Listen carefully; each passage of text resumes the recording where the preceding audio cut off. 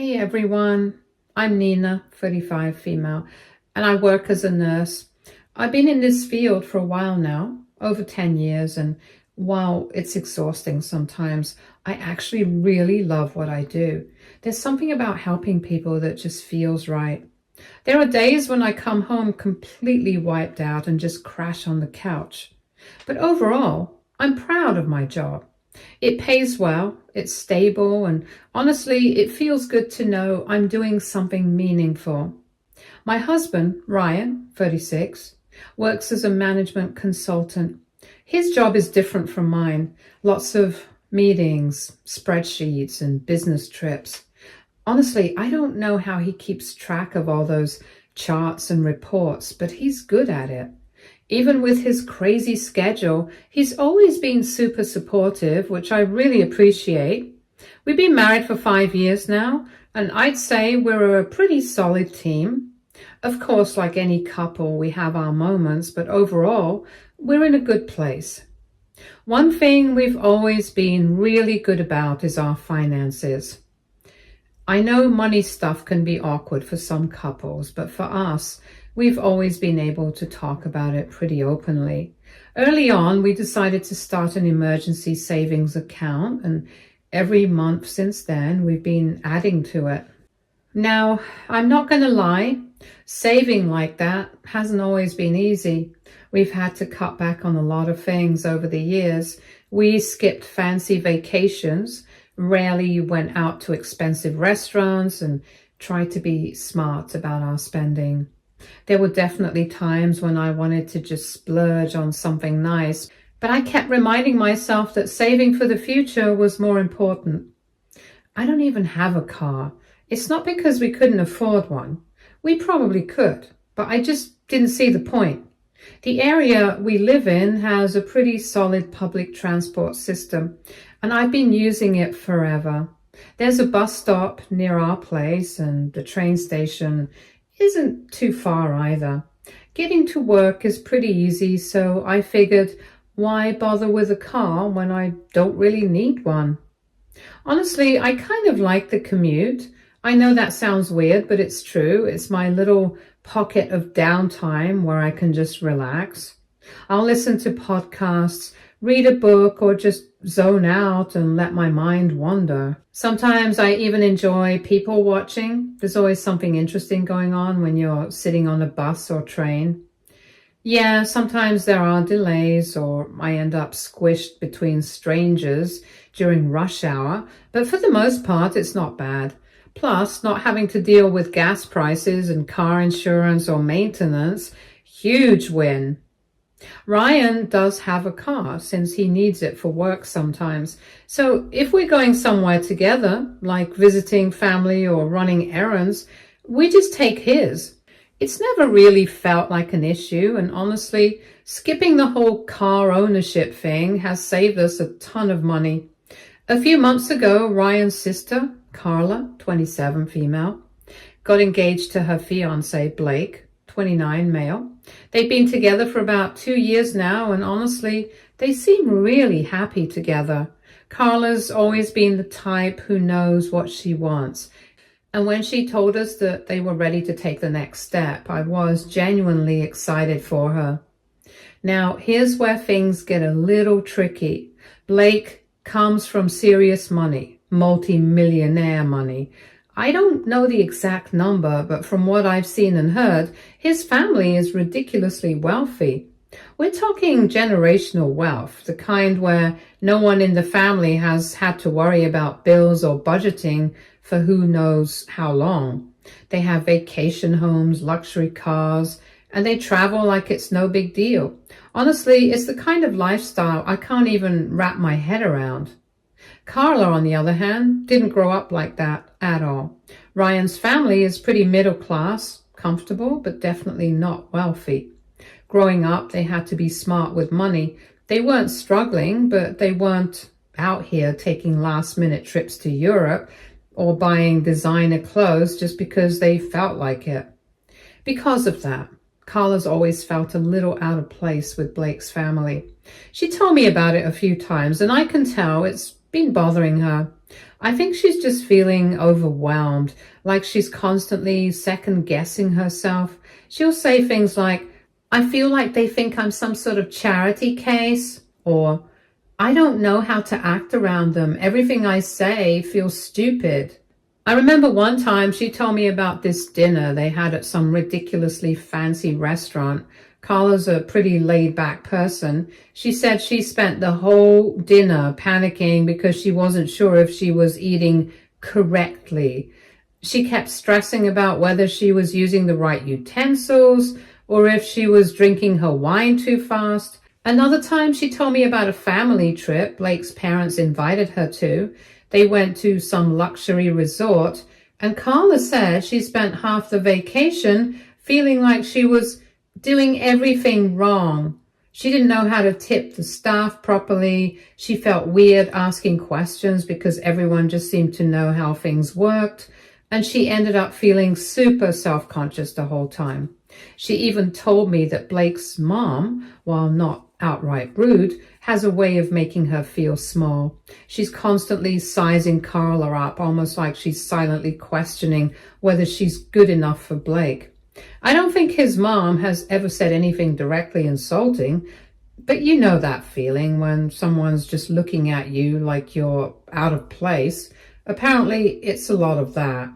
Carla's also mentioned how uncomfortable she feels when they're around Blake's friends. Apparently, most of his friends are from the same kind of wealthy background, so they'll casually talk about things like skiing in Aspen or their summer homes in Italy, stuff that just isn't relatable for someone who grew up worrying about car repairs and budgeting for groceries.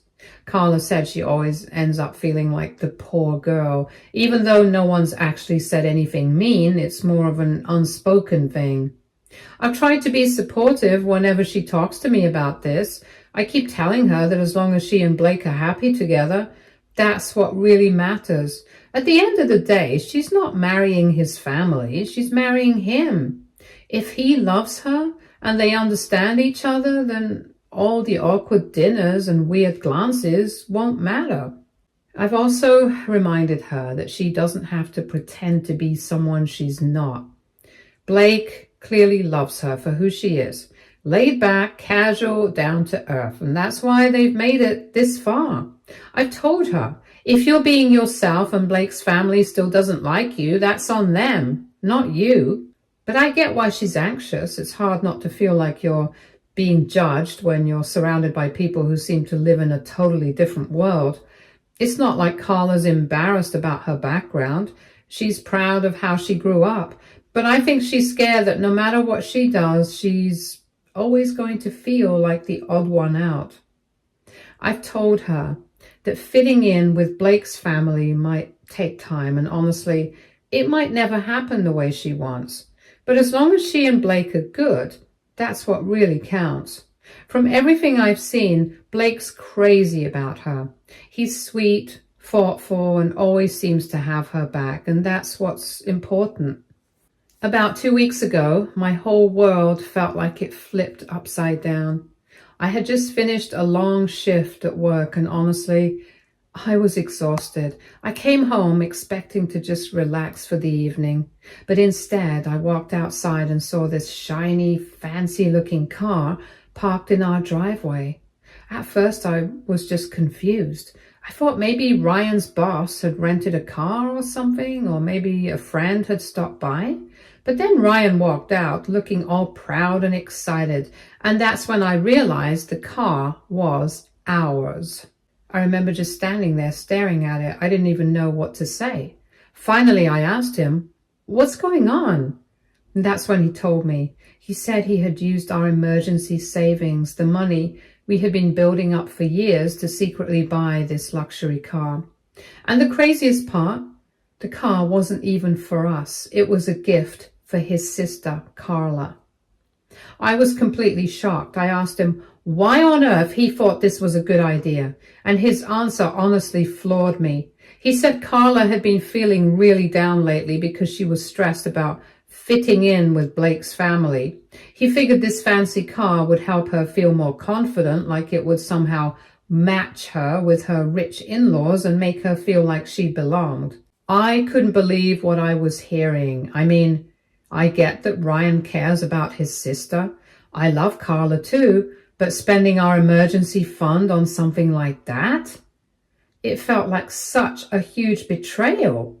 That savings account wasn't just some random pile of cash we'd been stashing away for fun. We'd spent years building it up. We skipped vacations, drove older cars, and kept things simple so we'd have that safety net. It was our backup plan for when life threw something unexpected at us, like if one of us lost our job or if we suddenly had medical bills or home repairs. That money wasn't just sitting there waiting to be spent on something flashy. It was there to protect us.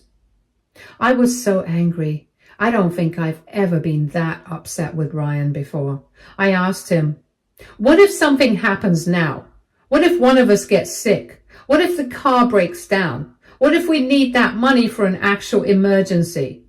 His response made me even madder. He told me he was sure we'd be fine and that it's just money and we can always save more. That honestly felt like a slap in the face after all the sacrifices we had to make to build that account. I tried to explain to him that this wasn't just about the money, it was about trust. He made this huge decision, a decision that affected both of us without even telling me. I felt like I didn't even matter at that moment, like all the work we'd done together meant nothing. And the worst part was that I couldn't even wrap my head around the logic behind it. Buying Carla a fancy car wasn't going to magically erase her feelings of not fitting in. I knew she'd been feeling anxious about Blake's family, but spending that kind of money to fix it? It didn't make sense to me. I mean, Blake's family doesn't even seem like the type of people who'd care what kind of car she drives. If anything, it felt like Ryan was just throwing money at a problem instead of actually supporting her in a meaningful way. We argued for hours. I kept trying to make him see my side, that this was about more than just the car, that this was about our future, and the fact that he made such a huge choice behind my back. He kept insisting that he was just trying to do something nice for Carla and that he thought I'd understand once I calmed down. But I wasn't calming down. Every time I thought about it, I just felt more upset. I couldn't stop thinking about all the things that could go wrong now that our savings were gone. What if one of us lost our job? What if I got sick? What if Ryan's car broke down? What if something serious happened and we didn't have anything to fall back on? I felt like all our hard work, all the years of careful budgeting and smart decisions had just been thrown away in one impulsive move. And the fact that he didn't even talk to me about it first made it so much worse. I didn't know what to do. Part of me wanted to scream at him until he understood how betrayed I felt, but another part of me just felt tired. I remember going to bed that night feeling completely drained. I couldn't even look at Ryan because every time I did, I just felt this awful mix of frustration, disappointment, and hurt. I couldn't deal with it. The more I thought about it, the angrier I got. I mean, I had spent my whole life using public transport. Sure, having a car would have been nice sometimes, but I never felt like I needed one badly enough to blow through our savings for it. That's what made this whole thing even worse. We could have used that money for something meaningful, something we needed, not to impress Carla's in-laws. So last Sunday, I made a decision. One I know some people might say was petty, but honestly, I didn't care. I decided if Ryan would make big decisions without me, I could do the same. I went behind his back and put the car under my name. I'll be honest, I didn't really know what I was doing at first. I've never owned a car before, so I had to figure out how to go about it.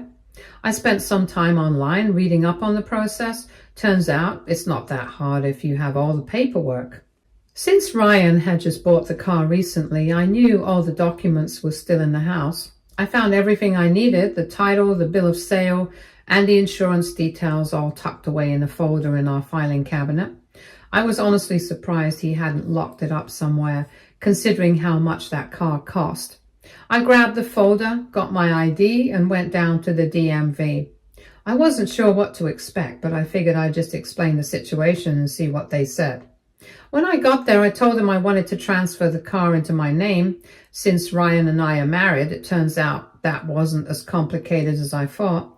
I had to fill out some forms, pay a fee, and show proof that the car was part of our shared assets. Thankfully, since we're legally married, that part was pretty straightforward. They just needed my ID, our marriage certificate, and car's purchase papers. The clerk barely even batted an eye, and it was honestly easier than I expected. Once the paperwork was done, they handed me the new registration papers with my name on them. Part of me was relieved, like I'd finally taken back some control, but another part of me felt weird. I knew this wasn't the most mature way to handle things, but I was just so angry. When I got home, I didn't even tell Ryan right away. I parked the car out front, went inside, and sat down on the couch like nothing had happened. I knew he'd eventually find out. I just didn't feel like dealing with another argument right away. Then, on Monday morning, I got ready for work like usual. But this time, instead of walking to the bus stop, I grabbed the keys to my new luxury car. I wasn't even trying to be petty at that point. I just figured if Ryan could spend our emergency savings on this thing, then I might as well get some use out of it. As I was about to head out, Ryan saw me walking towards the car. He frowned and asked, "What are you doing?" I looked at him and said, "I'm taking my new car to work." He looked completely caught off guard. "Your car?" he repeated like he didn't understand what I was saying. I nodded. "Yeah, I put it in my name yesterday." I don't think I've ever seen Ryan's face go that red that fast. He just stared at me for a second like he was waiting for me to say I was joking, but I wasn't. I had dealt with the paperwork and now the car legally belonged to me. "Are you serious?" he finally said, his voice getting louder. "Yup," I said, opening the car door. "Since you used our emergency fund without talking to me, I figured I'd do the same and make a decision that benefits me for once." I could see the anger building in his face. He looked like he wanted to yell, but I wasn't in the mood for another fight. I had to get to work, so I just got in, started the engine, and pulled out of the driveway before he could say anything else. I thought that was the end of it, but the drama was getting started. Before I even reached home that evening, my phone started blowing up. First it was Ryan. I ignored the call. Then it was his mom, and then his sister, then his dad, then more calls from Ryan. I knew it wasn't going to be good, but I finally picked up when my mother-in-law called again, mostly because I didn't want her showing up at my house. The moment I said hello, she exploded on me. She was practically yelling into the phone, saying things like, "How could you do this? You are so heartless," and "Poor Carla will never fit in with her in-laws now." I sat there listening, completely stunned. I finally managed to get a word in and said, "Are you serious? Ryan spent our emergency savings without asking me, and I'm the bad guy?" She ignored that completely. She kept going on and on about how now Carla was going to be embarrassed because she wouldn't have the right status to match Blake's family. How this car was supposed to help her feel like she belonged. How I had ruined everything by putting it in my name. At that point, I was just done. I told her, if Carla's in-laws only care about what car she drives, then maybe she shouldn't be marrying into that family. And then I hung up. Of course, that didn't stop the calls. My father-in-law called next, but I ignored it. Then Carla texted me saying how disappointed she was and that she really needed that car to feel like she fit in.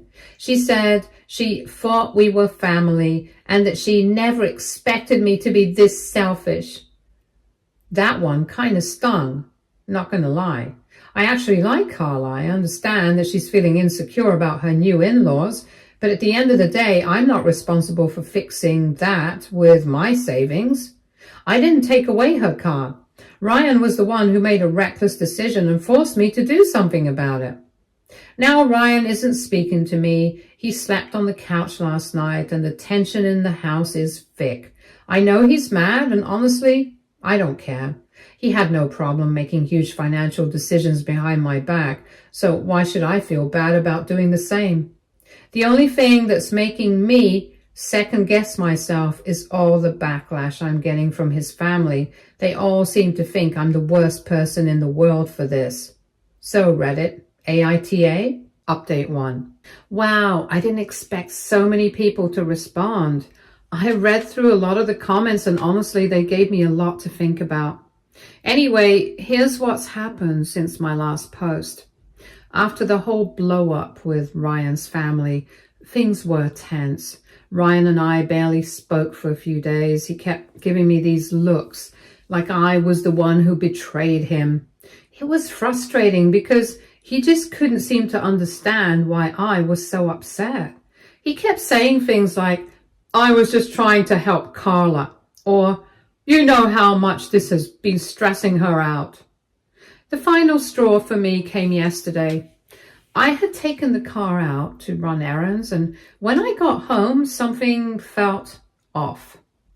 The driver's seat was pushed way back. Ryan's taller than me, and the glove compartment was slightly open. I started digging around and realized some of the paperwork was missing, including the new registration that showed the car was in my name. I asked Ryan about it and he admitted he had taken the papers because he was planning to go back to the DMV to get the car put back in his name and then give it to Carla. That was it for me. I told him that if he even tried to pull something like that again, I'd report the car stolen.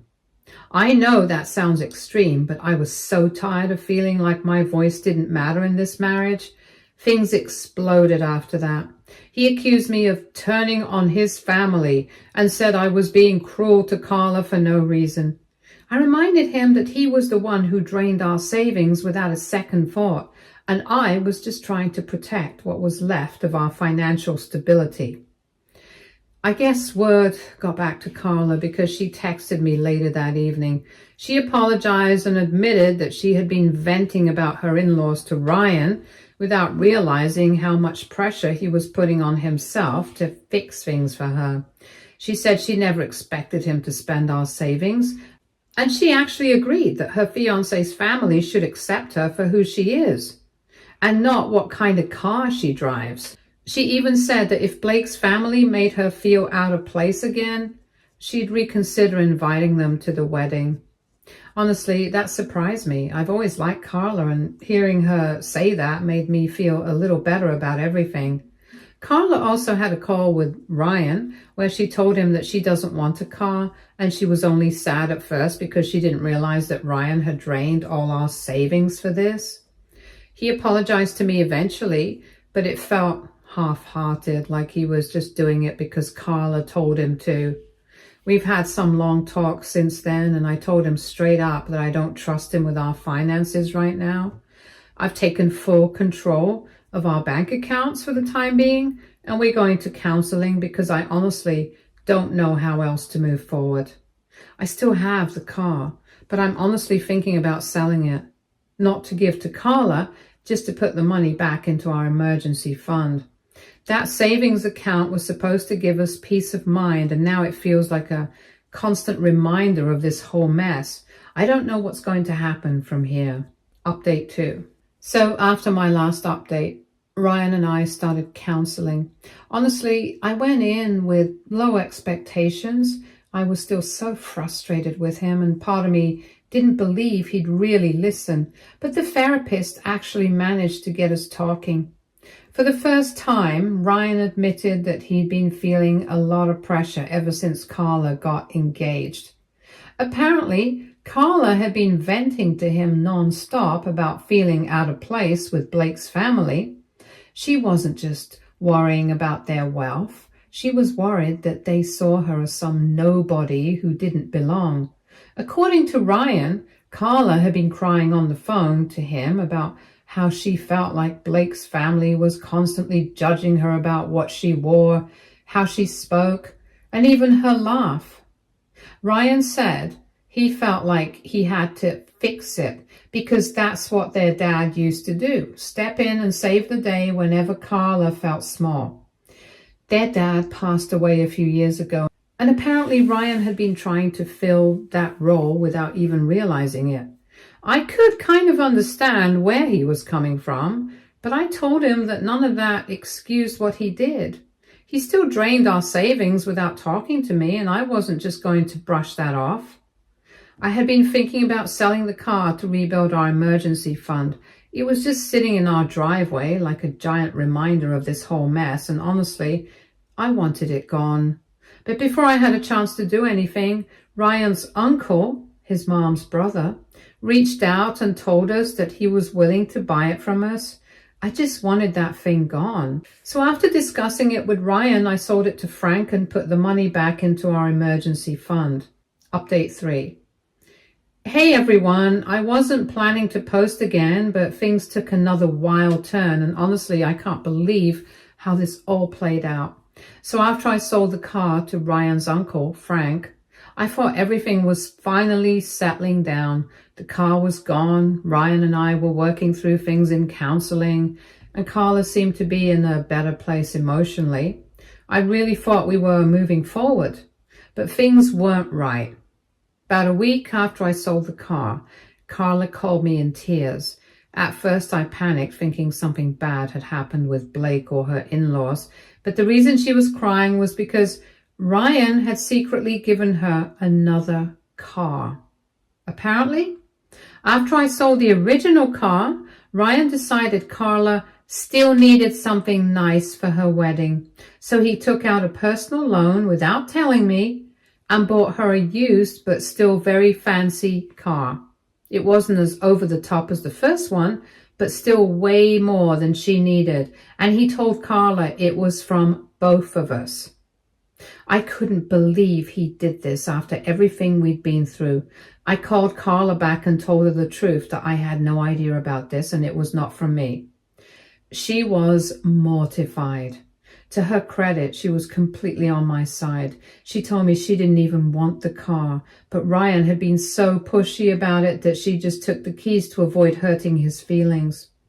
When Ryan got home that night, I didn't yell, but I laid it all out. I told him I was done.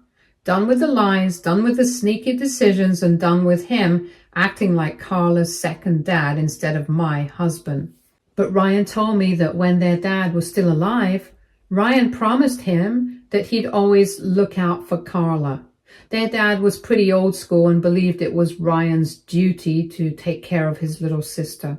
I get that family loyalty thing, but Ryan had twisted it into something that was hurting our marriage. He thought that by buying Carla these things, he was somehow proving to their dad that he was doing his job. I told him straight up that wasn't protecting Carla. Carla is a grown adult who doesn't need Ryan acting like her personal bank account. It wasn't pretty, but I told Ryan that if he didn't get his priorities straight, I'd have no choice but to leave. I genuinely didn't see a future where I could stay married to someone who kept putting his sister's comfort over our future. I think that's what finally got through to him. He broke down and admitted he felt like he was failing everyone. He felt like he wasn't living up to his dad's expectations. He was scared of losing Carla's trust, and he didn't know how to balance all of that with our marriage. I told him that I wasn't asking him to abandon Carla.